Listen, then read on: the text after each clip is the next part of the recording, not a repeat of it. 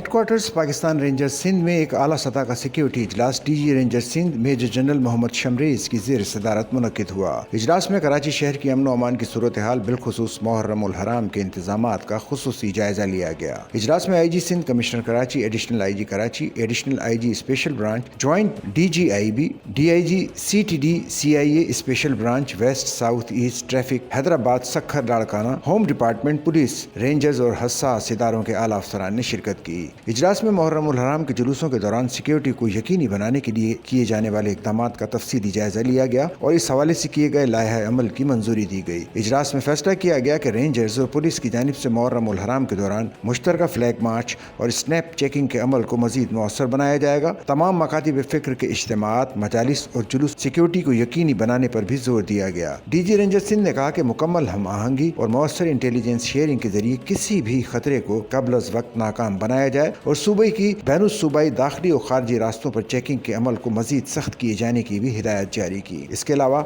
ये भी तय पाया गया मंजूर शुदा ज़ाब्ता अमल पर मुकम्मल अमल दरामद यकीनी बनाया जाएगा। उलमाए कराम और आवाम से अपील है कि क़याम अमन के लिए इदारों से भरपूर ताउन करें। सच्चल न्यूज़ नेटवर्क की वीडियोज़ में खुश आमदेद। नाजरीन, वीडियो से मुतालिक अपनी कीमती राय का इजहार कमेंट बॉक्स में ज़रूर करें और चैनल को सब्सक्राइब करें।